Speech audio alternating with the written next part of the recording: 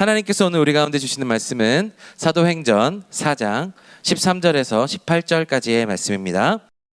저와 여러분들이 한 절씩 교독하시고 마지막 18절은 함께 읽도록 하겠습니다. 제가 먼저 13절을 받들어 읽습니다.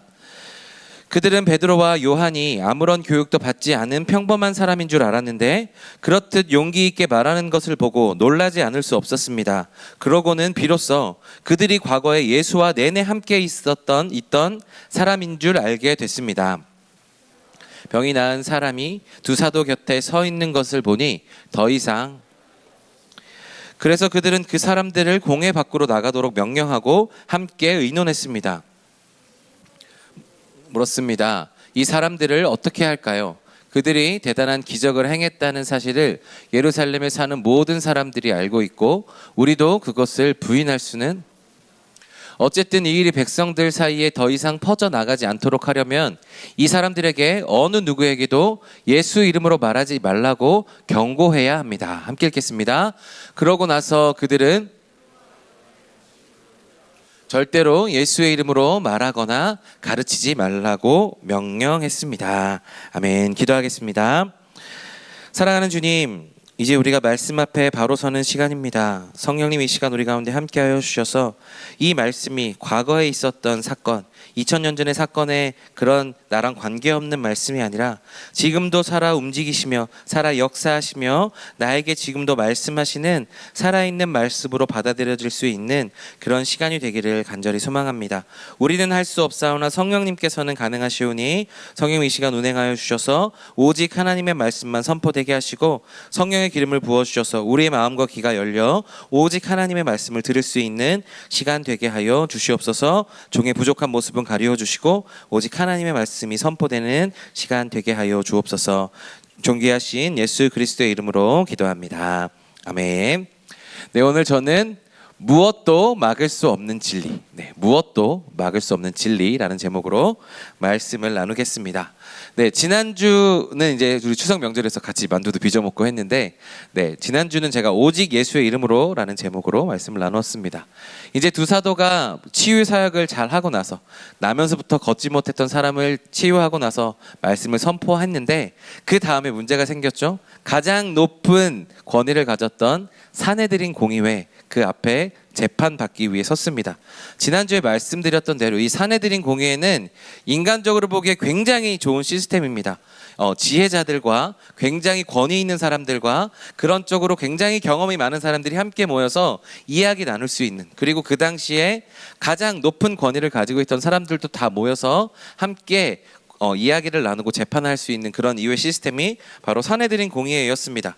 그런데 그들이 높은 권위에 있었지만 그렇지만 그들은 하나님의 뜻을 알지 못하는 교만에 빠졌습니다. 예수 그리스도의 이름으로 그 치유 사역이 일어났음에도 불구하고 예수님이 하나님의 아들임에도 불구하고 그것들을 받아들이지 못했던 그들이었는데, 반대로 두 사도는 내세울 조건들이 아무것도 없는 사람들이었지만 권위도 없었고 사실 아무것도 없었으나 그들은 하나님의 권위를 인정하고 그대로 담대하게 선포했죠.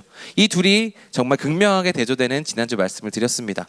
아주 권위가 있고 높이가 있고 권세가 있는 그런 사람들이었으나 하나님의 뜻을 알지 못했던 그들, 반대로 아무런 세상적인 권위가 없었으나 예수 그리스도와 하나님을 알고 있었던 두 사도, 그래서 그들이 산헤드린 공의회와 대적이 된다라는 것, 세상의 가장 높은 그런 권위자들과 대적이 된다는 것, 살아가기 굉장히 불편하고 어렵고 불편한 일이지만 그들은 그것을 감수하고 오직 예수 그리스도의 이름을 선포했다라고 말씀드렸습니다. 불안하고 불편한 결과를 초래할 수 있지만 두 사도들이 그것이 중요하지 않았던 이유는 그들에게는 예수님이 가장 중요했기 때문이다 라고 말씀드렸죠. 세상 건축 전문가들이 버린 돌이 그 집의 가장 중요한 머릿돌이 되었다. 세상에 가장 높은 권세를 가졌던 그 산헤드린 공의회 사람들이 버렸던 예수 그리스도의 이름이 그들에게 있어서 가장 중요한 이름이 되었다라고 말씀드렸죠. 여러분, 우리 인생에서 예수 그리스도를 빼면 무엇이 남겠습니까? 제가 지난주에 이렇게 질문 드렸습니다. 우리 인생에서 예수 그리스도를 빼고 무엇이 남는가? 무엇이 남는다면 어쩌면 우리는 진정한 신앙생활을 하고 있지 않은 것일 수 있다라고 말씀드렸습니다. 우리 인생의 모든 것은 예수 그리스도로 귀결됩니다. 그래서 예수 그리스도를 뺐을 때 아무것도 남지 않는 인생이 하나님 앞에서 진정으로 성공한 인생이다라는 거죠.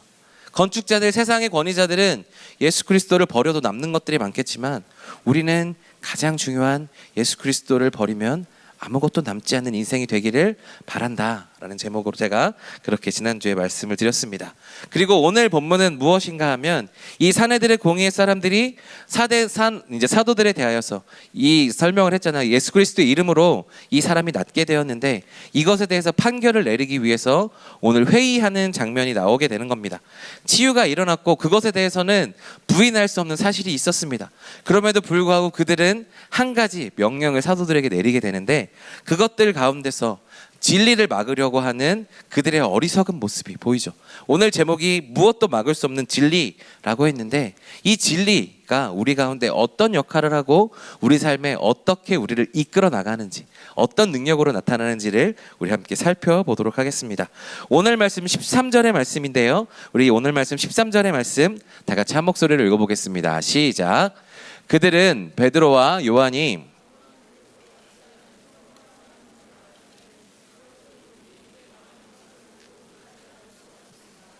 그러고는 비로소 그들이 과거와 예수와 내내 함께 있던 사람인 줄 알게 됐습니다. 아멘. 오늘 메시지 포인트 첫 번째는 무엇인가 하면요, 이 진리와 동행하는 곳에는 힘이 있다라는 것입니다. 오늘 말씀을 보시면 제자들은 사내들인 공유의 사람들이 보기에 아주 평범한 사람들이었습니다. 교육 하나 받지 못했던 아주 시골뜨기에 불과한 사람들이었죠. 그런데 오늘 사내들인 공유의 사람들이 이 두 사도가 담대하게 말하는 것을 보고 놀랐다라고 기록하고 있습니다. 그들이 이렇게 담대하게 이야기할 수 있는 이유는 무엇이었는가? 지난주 말씀을 보시면 성령의 충만함을 입어서 담대함을 넣었다라고 말씀합니다. 그들의 담대함은 이 안에서 나온 우리의 지식과 우리의 생각에서 나온 담대함이 아니라 성령님께서 비추어 주신 그 진리와 함께하는 담대함이었다라는 것이죠. 여러분, 사내들인 공유에 가장 똑똑한 사람들이었습니다. 그 당시 우리로 지금으로 따지면 하버드 법대 교수와 같은 사람들이거든요. 그 사람들이 아무리 담대하게 이야기한다고 해서, 평범한 사람들이 이야기한다고 해서 그들이 그 말에 놀랄까요? 그들이 지혜자이고 그들이 그 자신의 지식들에 감탄하고 있을 사람들 아니겠습니까? 그런데 정말 저 시골에서 올라온 어부에 불과한 그 두 사도가 이야기하는 것을 보고 놀랬다라고 기억하고 있는 거죠. 그것을 보면서 놀랄 수밖에 없었던 이유는 무엇인가 하면 그들이 이야기하는 그 담대함에 우리가 그들이 상상하지 못했던 인간적인 진리를 벗어난 무엇인가가 있기 때문이었다라는 거죠. 성령의 충만함을 입어서 그것으로 말하는 담대함, 그것에는 그 가장 높은 권위를 갖고 있었던 사내들인 공의의 그 지식인들도 놀랄 만한 그런 설교였다라는 것이죠. 성령님께서 주신 지혜와 진리의 빛이었다라는 것입니다. 그래서 이것을 보면 우리가 깨달을 수 있는 것은 무엇인가 하면, 제자들이 선포했던 그 말은 인간의 말이 아니구나 라는 것을 생각해 보게 됩니다. 사내들인 공유의 사람들이 그것을 보면서 놀랄 수밖에 없었던 이유는 그들이 하는 말이 인간의 말이 아닌 하늘의 말이었기 때문입니다. 성령님께서 오셔서 그들 가운데 인간의 지식이 아닌 하나님의 지식을 불러넣었고 하나님의 진리를 부어넣었고 자신들이 권위로 찍어 누리려 했던 그 권위 앞에서도 전혀 주눅들지 않고 하나님의 말씀을 전하는 것을 보게 됐던 거죠. 그렇게 그들이 할 수 있었던 것은 무엇이었는가 하면 진리가 그들과 함께 있었다라는 것입니다. 오늘 말씀 13절의 말씀 다시 한 번만 띄워주시겠어요? 우리 13절 말씀 우리 다시 한번 한 목소리로 읽어보겠습니다. 시작. 그들은 베드로와 요한이 아무런 교육도 받지 않은 평범한 사람인 줄 알았는데 그럴듯 용기 있게 말하는 것을 보고 놀라지 않을 수 없었습니다. 그러고는 비로소 그들이 과거에 예수와 내내 함께 있던 사람인 줄 알게 됐습니다. 아멘. 여기서 중요한 단어가 무엇일까요? 예수와 내내 함께 있던 사람들. 그들의 말을 통해서, 그들의 담대하게 말하는 것을 통해서 누가 드러났느냐? 바로 예수 그리스도가 드러난 겁니다. 예수님과 내내 함께 있었던 사람들, 그들이 아무것도 아닌 것 같아 보였는데 성령의 말씀을 통해서 진리의 말씀을 하니까 이전에 있었던 예수 그리스도의 모습들이 그 두 사도들을 통해서 드러났다라는 것이죠. 이들이 어떻게 그것을 할 수 있었느냐? 바로 예수님과 내내 붙어 있었기 때문입니다. 사랑하는 여러분, 우리에게 중요한 것은 무엇이냐? 이 진리와 계속 함께 있는 겁니다.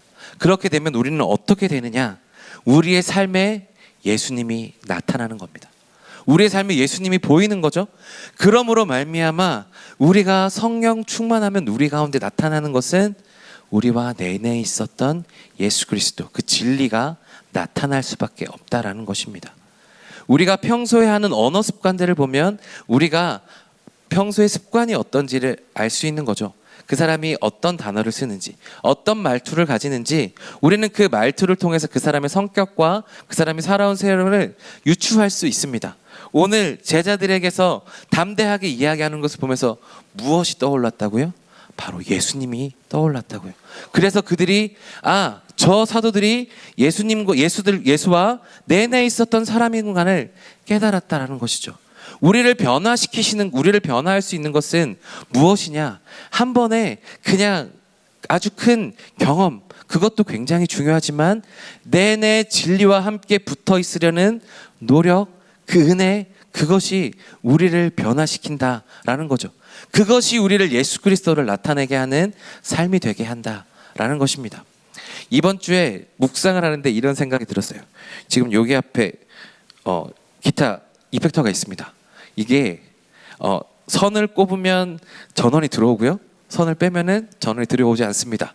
이것을 보면서 제가 생각을 했어요.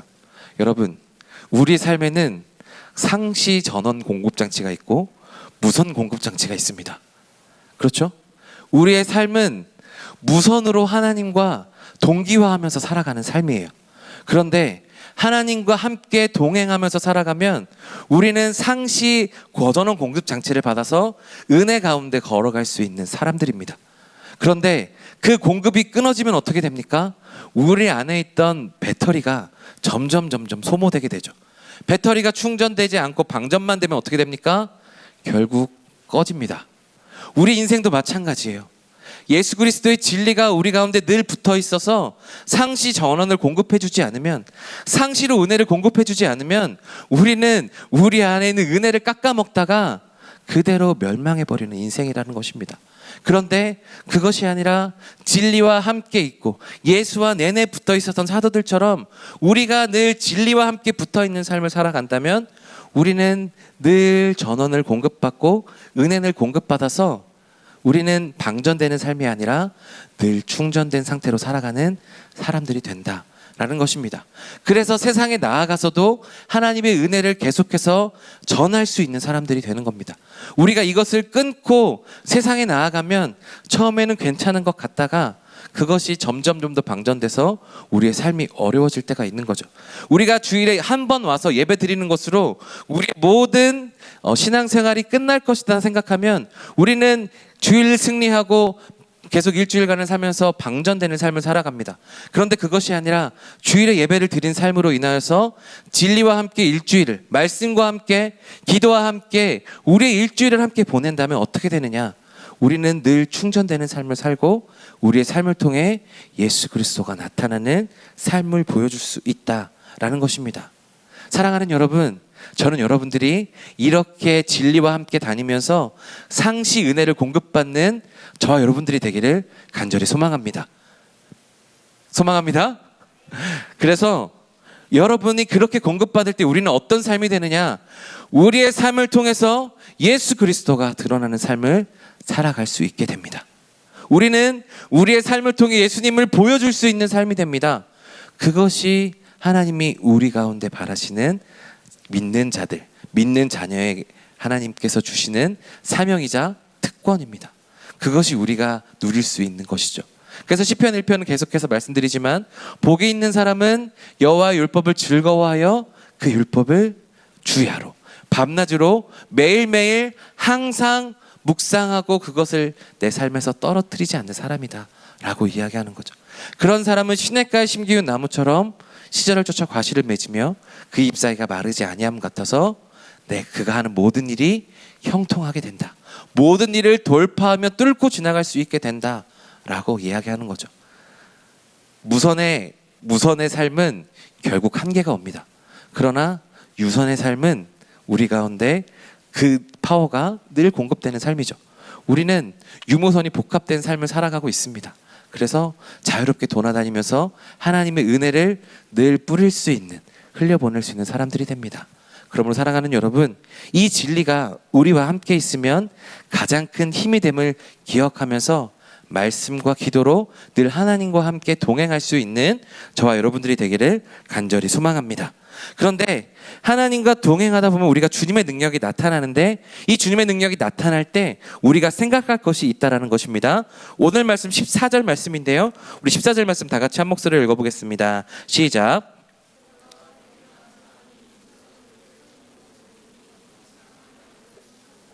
아멘. 오늘 메시지 포인트 두 번째는 무엇인가 하면요, 이 하나님의 능력이 드러난 이 사건은 무엇을 위한 것이냐? 바로 우리의 믿음을 위한 일이다 라는 것입니다. 오늘 사내들인 공유의 사람들이 치유받은 사람을 보면서 오늘 14절에 다시 한번 보시면 더 이상 할 말이 없었다 라고 기록하고 있죠.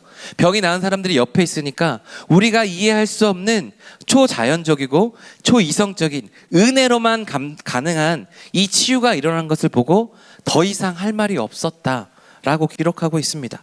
이 부정할 수 없는 이 기적은 무엇인가 하면, 이 우리가 동행하다 보면 생기는 두려움들이나 불안한 생각들이나 흔들릴 수밖에 없는 상황 가운데서 우리의 믿음을 붙잡아주는 역할을 한다라는 것이죠.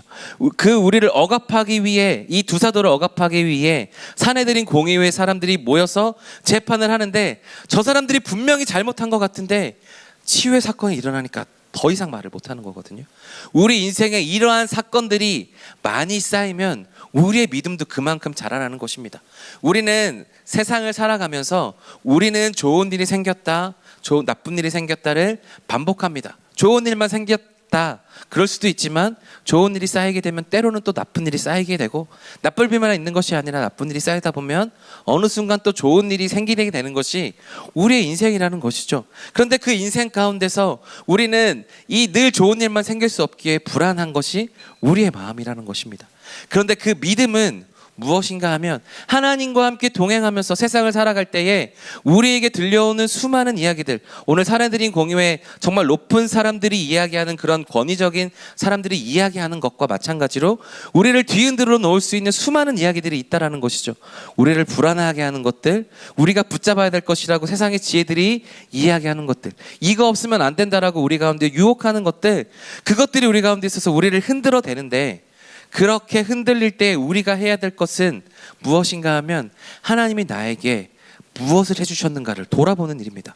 오늘 이 초자연적인 치유가 일어난 것은 바로 이 두 사도들이 믿음을 흔들리지 않고 계속해서 예수 그리스도를 선포할 수 있도록 하나님께서 베풀어 주신 은혜다라는 것입니다. 이 기적은 사내들인 공의회를 향하여서 하나님께서 말씀하시는 것이기도 하지만, 이 두 사도들이 예수 그리스도 이름을 선포하는 것에 대해서 계속해서 억압을 받을 때 예수 그리스도 이름에는 능력이 있어 라고 하나님께서 계속해서 북돋워 주시는 하나님의 은혜의 사건이다 라는 것입니다. 우리가 때때로 이해할 수 없는 우리 삶 가운데 펼쳐진 놀라운 은혜들이 있죠. 저에게도 그런 일들이 있고 여러분들에게도 그런 일이 있을 겁니다. 간증할 만한 이야기들, 아주 크게 간증할 거리들이 아니겠지만 이상하게 이야기할 수, 내가 이해되지 않지만 이런 일이 내게 일어났던 일들, 여러분들이 한두 개씩은 분명히 있을 겁니다. 그 일들을 하나님께서 여러분들에게 주신 이유는 무엇인가? 여러분들의 믿음이 흔들릴 때 그 사건을 붙잡으라는 것입니다. 내가 지금도 살아있다. 지금은 때가 아니라서 아니겠지만 내가 지금도 살아있어서 너의 믿음을 흔들리지 않고 이대로 계속해서 걸어가라고 하나님께서 말씀하시는 놀라운 은혜다라는 것이죠. 그래서 우리는 이 삶에서 하나님께서 이러한 하나님의 능력을 베푸신 것을 보면서 이해가 안 된다고 부정할 것이 아니라 그것들을 붙잡는 사람들이 되어야 된다라는 것입니다. 그것을 붙잡고 내 미래에 다가오는 불안을 이겨낼 수 있는 겁니다. 그래서 우리는 미래를 생각할 때 낙관적이기보다는 불안한 생각들이 많이 들 때가 있죠. 불안한 생각들이 우리를 억압하고 그것들 때문에 우리가 마음이 상할 때가 있습니다. 그렇게 우리가 불안에 떨고 왼쪽으로 가야 될지, 우리가 갈 바를 알지 못하는 그런 상황에 놓일 때 우리가 과거에 하나님은 어떤 분이셨는가를 생각하며 미래의 불안을 이겨낼 수 있다라는 것입니다. 하나님의 그 과거의 사건들을 보시면서 우리는 어떻게 경험하느냐, 하나님이 어떤 분이신지를 우리가 알게 되는 거죠. 하나님은 어떤 분이십니까? 하나님은 선한 분이시죠. 하나님은 우리 가운데 그 모든 것들을 이끌어내시는 선하신 분이십니다. 그리고 그 선하신 분이 우리와 함께 하시는 줄로 믿습니다. 바로 어제가 그랬어요. 제가 금요 기도회 때 올라와서 이제 찬양을 시작하기 전에 이렇게 그리팅을 하고 서로 환영을 하고 이제 간단한 이야기를 나누고 같이 기도하고 들어갑니다.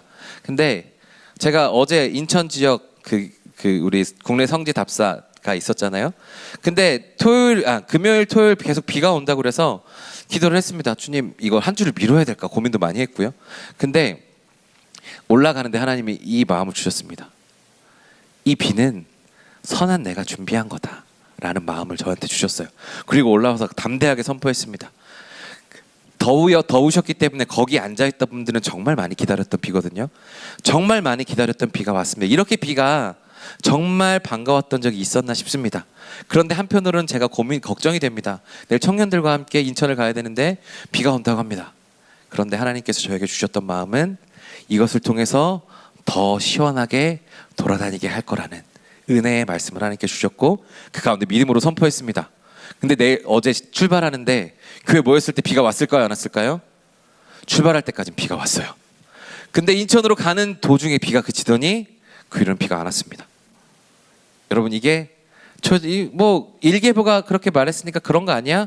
라고 생각하실지 모르겠지만 저는 이것이 우리가 함께 기도했던 하나님의 응답이라고 믿거든요. 그래서 그것을 보면서 하나님이 지금도 우리에게 살아계시는구나, 하나님의 역사하심을 나는 지금도 느낄 수 있구나, 그렇게 하면서 내 오늘의 그 일정에 관한 그 불안함을 털어버리는 거죠. 하나님의 선하심이 계시기에. 이전에 그렇게 역사하셨던 하나님, 수련회 때도 제가 얘기했잖아요. 수련회 때도 비 예보가 있었거든요. 비 안 와 선포했거든. 비 한 방울도 안 왔잖아요. 들어와서 우리가 밖에서 할 때는 비 안 왔잖아요. 그게 하나님의 은혜거든요. 하나님 살아계셔서 필요하실 때에는 우리 가운데 그렇게 모든 것들을 보여주시는 분이 하나님이시거든요. 오늘 이 치유의 사건이 일어난 것은 사내들인 공의의 사람들을 통하여서 하나님이 살아계시다라는 것을 이야기하신 것도 있겠지만 이 두 사도들을 향한 하나님의 격려인 것을 우리는 기억해야 됩니다. 모세의 경우를 한번 살펴보십시오. 모세가 출애굽을 하기 전에 그 애굽왕에 가서 선포합니다. 데리고 나가야 되겠습니다. 근데 그렇게 안 됐죠. 그렇게 하고 어떻게 일어났나요? 10가지 재앙이 일어났습니다. 그 10가지 재앙이 일어난 것을 보면서 애굽 사람들만 놀랐을까요? 그렇지 않습니다. 모세도 놀랐을 겁니다. 하나님이 이렇게도 하신다고요? 모세가 애굽에서 왕자 수업을 받았던 사람입니다. 그래서 그들의 믿음 체계가 어떤지, 그 모든 것들이 어떤지를 잘 알고 있었던 분이에요. 애굽에서 가장 높은 신이 무엇입니까? 태양신이거든요. 그게 이제 애굽의 파라오였죠. 그런데 그 태양신 라였던 그 것들을 하나님께서 9째 재앙에 꺾어버리시잖아요. 그것을 보면서 그 애굽이 섬겼던 모든 우상들을 하나님께서 하나씩 다 꺾어내시는 경험을 모세가 합니다. 그리고 말도 안 되는 장자만 골라서 죽이는, 생명까지도 하나님께서 주관하신다는 것을 모세에게 보여주셨어요. 그것을 통하여서 앞으로 네가 이끌어 나가는 것에 많은 어려움들이 있을 것이지만 기억해라, 나는 이렇게 위대한 하나님이다 라는 것을 보여주시는 분이 바로 우리 하나님이셨다라는 것입니다. 그런데 우리가 이것을 보면서 놓치지 말아야 될 것은 무엇인가 하면, 우리가 이것을 경험하면, 하나님의 능력을 경험한 다음에 우리에게 다가오는 부작용들이 있어요. 어떤 부작용이냐? 이 하나님의 능력에만 초점을 맞추는 신앙이에요. 기도하면 이것에 그대로 응답되는 신앙, 능력에만 초점을 맞추고 하나님께서 이 치유를 일으키셨으니까 우리가 또 치유가 일어나겠지, 내 모든 것들이 풀어지겠지, 내 능력이 나타나겠지, 그 능력에만 초점을 맞추고 하는 신앙생활은 우리는 그것은 건강한 신앙이라고 이야기하지 않습니다. 하나님께서 그 능력을 부어주신 이유는 두 사도들의 믿음을 위한 것이라고 제가 말씀드렸습니다. 그래서 진짜 중요한 것은 무엇인가 하면 능력에만 초점을 맞추는 신앙이 아니라 하나님께 초점을 맞추는 신앙입니다. 그래서 우리의 신앙은 어떤 신앙으로 살아야 되느냐? 바로 하나님께 초점을 맞추는 신앙으로 살아가야 한다라는 것입니다. 하나님께서 우리 가운데 치유를 베풀어 주신 것은 내가 그만큼 능력이 있다는 걸 보이시면서 우리가 하나님의 능력을 붙잡고 그것에만 초점을 맞추면서 살아가며 내 삶에 하나님을 부려먹고 내 뜻대로 하나님을 맞춰가는 그 삶으로 살아가는 그런 신앙을 원하신 것이 아니라 하나님의 뜻이 어딘지를 분간하고 하나님께 초점을 맞추며 살아갈 수 있는 그 신앙으로 살아가도록 하나님께서 우리 가운데 이러한 초자연적인 은혜들을 베푸셨다라는 것입니다. 그것을 통하여서 흔들리지 않는 믿음을 갖게 되는 것, 바로 그것이 우리가 해야 될 일이라는 것이죠.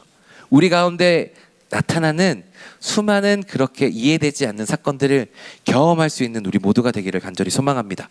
그리고 그것들뿐만 아니라 그것으로 우리가 능력에만 초점을 맞추는 신앙이 아니라 하나님과 그분의 그 진리 가운데 초점을 맞추는 그런 신앙들이 되는 우리들이 되기를 간절히 소망합니다.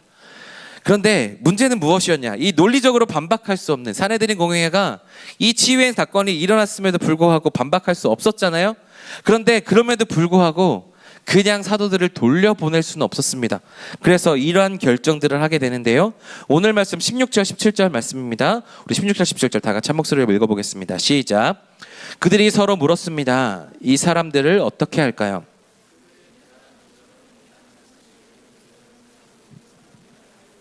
우리도 그것을 부인할 수는 없습니다.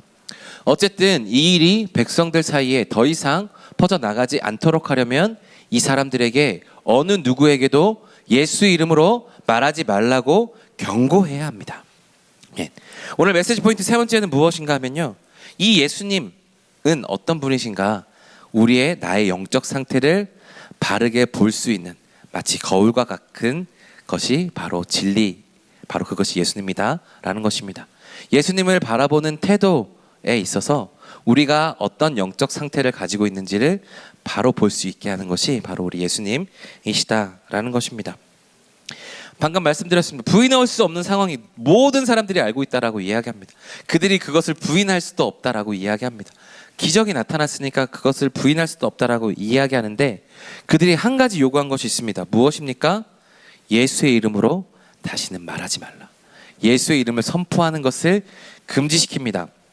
사내들인 공회가 딱 한 가지 요구한 것, 바로 예수 그리스도의 이름을 선포하지 말라라는 것입니다. 그들이 왜 그렇게 했는가? 바로 예수의 이름에는 그들이 누리고 있었던 특권과 권위를 무너뜨릴 힘이 있다는 것을 그들은 너무나도 잘 알고 있었어요. 그랬기 때문에 다른 건 다 안 해도 되는데 예수의 이름 그것만 선포하지 못하도록 이야기합니다. 그래서 자신들의 권위를 지키기 위해서 오직 예수 이름만 금지시키는 일들이 오늘 나타났다라는 것이죠. 왜요? 그들의 특권과 권위를 유지하기 위해서. 그래서 이것을 보면서 우리가 반대로 유추할 수 있는 것은 무엇이냐?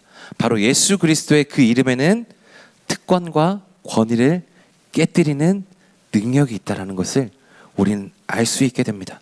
사랑하는 여러분, 우리의 모든 문제 해결은 어디에 있습니까? 오직 예수 그리스도에 있습니다. 우리가 살고 있는 모든 신앙생활의 삶의 모든 문제들 무엇으로 해결할 수 있습니까? 오직 예수 그리스도. 예전에 CCJ 가면 우리 돌아가신 김준건 목사님께서 수련회 가면 꼭 그걸 물어보셨습니다. 백문일답을 하셨습니다. 지금도 하나요, 백문일답? 네, 지금도 하고 있군요. 네, 우리의 모든 문제를 해결하시는 분은 오직 예수 그리스도. 여러분 믿으십니까? 여러분의 모든 진로와 모든 관계와 모든 재정의 문제들, 그런 모든 것들을 해결하시는 분은 누구십니까? 예수 그리스도. 예수 그리스도 외에 하나님께서 다른 이름을 우리 가운데 주신 적이 없습니다. 사내되는 공회의 사람들이 이것을 너무나도 잘 알고 있었다는 거예요. 우리의 진로의 문제, 우리의 건강의 문제, 우리의 앞길의 문제, 우리의 관계의 문제, 재정의 문제, 수많은 우리가 표현할 수 없는 산적한 우리 삶의 모든 문제에 예수 그리스도를 대입했을 때 풀리지 않는 문제는 아무것도 없는 줄로 믿습니다. 여러분 믿으십니까? 저는 정말 그렇게 믿습니다. 그런데 문제는 무엇이냐? 사내들인 공회가 이것을 너무나도 잘 알고 있음에도 불구하고 그것을 못하도록 금지시켰다라는 것이죠. 왜 그랬느냐? 그 마음 가운데 있는 죄성이었다라는 것입니다. 예수 그리스도의 이름에 그 능력이 있는 것을 알면도 불구하고 자신들이 있는 권위가 예수 그리스도의 이름으로 전복될 수 있는 것을 아는 가장 핵심적인 가치임을 알면도 불구하고 그들은 자신의 권위를 그 앞에서 내려놓지 않았습니다. 하나님께서 주신 권위라서 그것은 너무나도 자명하고 너무나도 극명했거든요. 이렇게 앉아 못 일어났었던 사람들이 일어나고 죽은 자도 살아나고 그렇게 정말 아무것도 모르는 지혜 없었던 같은 그 두 사도들이 정말 지혜로운 말을 하면서 그들 앞에 서 있는 것을 보면서도 그들은 하나님의 권위를 인정하지 않았습니다. 왜 그러냐 하면 나를 너무나도 사랑했던 그 죄성이 예수 그리스도를 거부했다라는 것입니다. 여러분, 죄의 핵심은 무엇인가? 제가 지지난주에도 말씀드렸지만 죄는 예수 그리스도와 함께 하는 것을 불편해하는 겁니다. 우리가 예수 그리스도와 함께 있는 것을, 예수 그리스도와 함께 동행하는 것을 너무나도 싫어하는 거예요. 그래서 우리가 하나님과 함께 더욱더 그 길을 걸어가고자 결단하면 그것을 방해하는 무리들이 꼭 생긴다고요. 그래서 우리가 꼭 그렇게 예수 그리스도를 따라가겠노라 라고 생각하면, 더욱더 건강하게 나아가겠다라고 하면 우리를 뒤흔드는 수많은 유혹의 것들이 찾아와요. 왜? 우리 안에 여전히 그것을 흔들면 우리에게 우리가 그렇게 넘어질 수 있는 수많은 것들이 죄를 건드려서 우리가 예수 그리스도를 따르지 못하게 하거든요. 사탄은요, 우리가 무엇을 건드렸을 때 쓰러지는지를 너무나도 잘 알고 있어요. 그래서 얘는 요거 갖다 주면 넘어져. 그게 넘어져. 그래서 그렇게 우리에게 넘어지는 것을 잘 알고 있듯이, 그래서 모든 문제의 핵심에 예수 그리스도가 있잖아요. 그것이 우리 가운데 들어오는 것을 방해한다니까. 그래서 우리에게 여러 가지 모양들로 찾아오는데 결국 그것이 귀결되는 것을 보면 결국 예수 그리스도를 거부하는 것을 볼 수 있게 됩니다. 오늘 사내들인 공의에 예수 그리스도 이름을 그렇게 싫어했던 이유, 그들의 권위를 유지하기 위해 예수님의 이름을 선포하는 것을 싫어했던 이유, 불편하게 생각했던 이유는 바로 그들의 죄된 본성이었다라는 것입니다. 혹여나 이것을 보면서 우리도 깨달아야 할 것은 무엇인가 하면, 내가 예수 그리스도의 그 길을 걸어가고자 하는데, 예수님과 함께 동행하고자 하는데, 그것에 나에게 들어오는 수많은 여러 가지 생각들과 상황들이 있을 때 그것들을 바라보면서 내가 하나님의 길이 아닌 것을 더욱더 편하게 생각한다면, 아니면 반대로 내가 예수님의 길을 걸어가는 것이 내 안에 무엇인가 불편하다고 느껴지다면 우리는 그것이 나의 죄된 본성에서 나오는 것을 자각하고 그것을 버릴 수 있는 사람들이 되어야 된다라는 것입니다. 우리 마음 가운데 우리는 정말 하나님의 나라에 가기까지, 제가 회심, 영화, 성화의 단계를 말씀드렸죠. 성화의 단계를 계속 거쳐가면서도 우린 영화의 단계에 이르기까지 우리 안에는 여전한 죄성이 남아 있어요. 그래서 알게 모르게 우리에게 들어오는 수많은 그런 예수님을 향한 괜찮은 것처럼 가장한 수많은 방해들이 우리 가운데 올 수 있다라는 거죠. 그런데 그것들을 우리가 자각하고, 이것은 내가 예수님을 싫어하는 내 죄된 본성이 하는 거구나, 이거를 깨달을 수 있는 그러한 마음들이 필요하다는 거죠. 그래서 내 마음에 예수님이 진짜 살아계신가를 비추어 보고 그것을 통해서 내 영적 상태를 깨달을 수 있어야 한다라는 것입니다. 오늘 이 사내들인 공회원 사람들은 어땠습니까?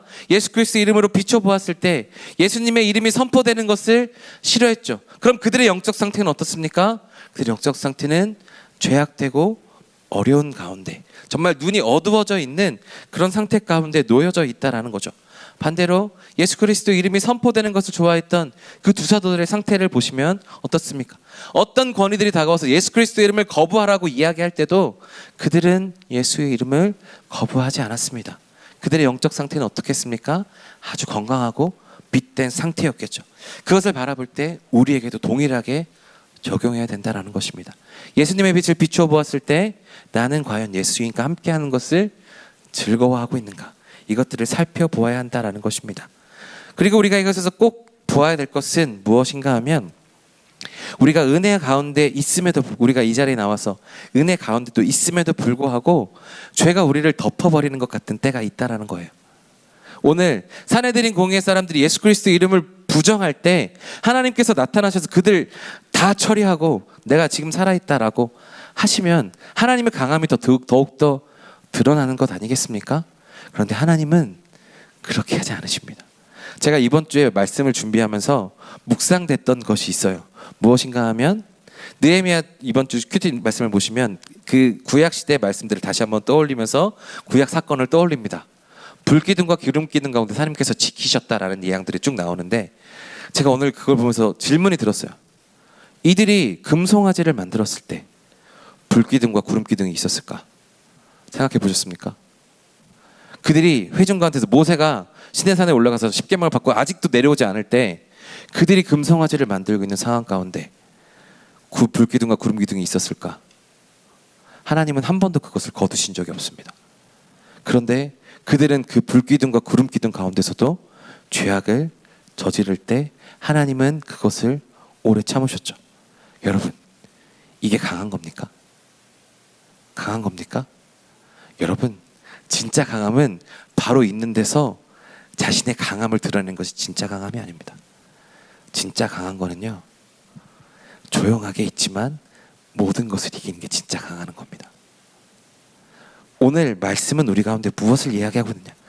왜 은혜가 있는데 우리 가운데 죄가 있고 내가 죄악을 지으려고 하는데 왜 하나님 우리를 보호하시지 않는가? 왜 하나님 우리 가운데 그것을 바로 경고하시지 않는가? 그것이 진짜 하나님 강한 것인가? 오늘 제가 본 것도 그렇잖아요. 무엇도 막을 수 없는데 왜 하나님 나에게 그것을 막지 않으십니까? 하나님은 어떤 분이신가 하면요, 이것들을 다 막을 수 있음에도 불구하고 참으시는 분이에요. 사랑하는 자는 약자가 되거든요. 하나님이 우리를 너무나도 사랑하셔서 우리에게 계속해서 기회를 주시는 거예요. 그리고 우리가 그것을 선택하지 않을 수 있는, 하나님을 선택하지 않을 수 있는 그런 권리를 주셨음에도 불구하고 우리가 그것을 선택하지 않고 하나님을 선택했을 때 하나님의 강함이 우리 가운데 드러나서 이 오늘 산헤드린 공의와 같은 그런 권위가 우리를 덮쳐올 때 하나님의 더 큰 권위로 그것들을 막아주시는 분이 하나님이십니다. 하나님은 그렇게 우리를 기다리셨다가 우리를 사랑으로 이렇게 기다리셨다가 하나님을 선택하는 자에게 하나님의 강함을 보여주시는 분이 바로 우리 하나님이세요. 진짜 강자는요, 자기가 강한 걸 드러내지 않아요. 진짜 싸움 잘하는 사람은 뒤에서 뒷짐지고 있다고요. 정말 싸움 못하는 사람이 이렇게 하고 있을 때 내가 더 잘 싸워 하고 가서 하다가 얻어맞고 그러는 거죠. 진짜 고수는 뒤에서 기다립니다. 그리고 자기의 그 강함을 아는 사람한테만 자신의 진짜 실력을 드러내는 게 고수죠. 하나님의 강함은 이와 같습니다. 하나님이 내가 세다, 내가 강하다라고 말씀하실 수 있어요. 그 불기둥과 구름기둥 사이에서 금송아지를 짓는 사람들에게 바로 하실 수 있다니까요. 오늘 이 산헤드린 공회 사람들한테 바로 하나님께서 하실 수 있어요. 예수님 십자가 위에서 뛰어내리실 수 있어요. 그러나 뛰어내리시지 않으시는 이유는 무엇인가 하면 예수님이 약하시기 때문이 아니라 우리를 사랑하시기 때문에 그것을 완수하기 위해 참으시는 거죠. 그러나 그 참으시는 것 외에 하나님이 진짜 강력함을 알고 하나님을 선택하는 자에게는 그 놀라운 긍휼으로 모든 것도 건드릴 수 없는 하나님의 은혜를 부어주셔서 하나님이 우리를 보호하시게 됩니다. 이것이 하나님의 진짜 강함이죠. 그래서 이제 오늘 말씀은 다음 주에 보시면 사도들이 이렇게 말하지 말라고 이야기했음에도 불구하고 자신들이 그렇게 대적이 되면 어려움에도 불구하고 예수 그리스도의 이름으로 말하지 않을 수 없다라고 선포하는 내용이 나옵니다. 그들은 하나님의 진짜 강력함을 알았던 거죠. 사랑하는 여러분, 진리는 이런 강함이 우리 가운데 있는 겁니다. 세상이 우리 가운데 이게 진짜 강함이야 라고 이야기하는 그런 상황 가운데서도 부드러움 가운데 내는 하나님의 은혜가 그런 가운데 있다라는 거죠. 우리가 실눈캐라고 하잖아요. 실눈캐 되게 약한 것 같은데 실제는 그 사람이 제일 센 것처럼 칼보다 붓이 강한 이유는 바로 이런 이유 때문입니다. 하나님께서 우리 가운데 가장 강력한 이유는 그분이 가장 세신데 그것들을 막 드러내시는 분이 아니라 우리를 위해서 참으시는 분이시기도 하며 필요하실 때에는 가장 강력한 것으로 누구도 막을 수 없는 것으로 우리를 보호하시기 때문입니다. 그러므로 그 진리 안에 우리를 잘 비춰보면서 내가 예수 그리스도를 선택하는 건 예수님이 나의 가운데 계셔서 예수님을 선택하는 것이 이러한 진리와 이러한 강함을 누리는 것이구나 라는 것을 알면서 예수 그리스도를 붙잡고 예수님과 함께 걸어갈 수 있다면 우리는 누구도 감당할 수 없는 사람들이 되는 거죠. 그러나 그것들을 방해하는 죄된 본성들이 우리 가운데 와서 예수님과 함께 동행하려고 할 때 그것들을 방해하는 죄된 본성들이 있다라는 거죠. 그래서 우리는 그것들을 잘 비춰보아서 예수님과 함께 동행하는 그 길로 걸어가는 것을 즐거워하는 사람들이 되어야 되는 것입니다. 그렇게 동행하며 살아갈 때 오늘 사내들인 공의의 사람들이 두 사도를 보면서 아무 얘기도 할 수 없었다. 정말 저 사람들이 정말 예수님과 함께 있었던 사람이구나 하면서 놀랄 수밖에 없었던 그 상황들이 우리 가운데 동일하게 주어지게 되는 것입니다. 그러므로 사랑하는 여러분, 오늘 말씀을 기억하면서 이 진리 안에 무엇도 막을 수 없는 진리 안에 거할 수 있는 우리가 되기를 간절히 소망합니다. 말씀을 맺습니다. 진리와 함께 동행하는 것은 우리 가운데 가장 큰 힘이 있는 줄로 믿습니다. 그리고 그 진리와 함께 동행할 때 하나님은 우리 가운데 때로는 정말 우리가 이해할 수 없는 초자연적인 현상들로 또한 우리 가운데 응답하실 때가 있어요. 그것은 우리에게 흔들리지 않는 믿음을 주시기 위함이고요. 그렇게 믿음으로 가지고 나아갈 때에 우리가 예수 그리스도를 흔들리는 상황 속에서도 붙잡을 수 있는 사도들과 같은 사람들이 되는 겁니다. 예수 그리스도의 그 핵심 가치를 알면서도 예수님을 선택하지 않았던 사내들인 공의원처럼 살아가는 것이 아니라 두 사도들처럼 모든 것에 적을 지는 것 같으나 가장 강력한 그것으로 나아갈 수 있는 예수님을 붙잡는 두 사도들처럼 우리도 살아갈 수 있게 되는 줄로 믿습니다. 그러면 사랑하는 여러분, 그렇게 진리 가운데 동행하시고 진리의 빛으로 우리를 비추어서 예수 그리스도를 늘 따라 동행하며 살아가는 저와 여러분들 되기를 간절히 소망합니다.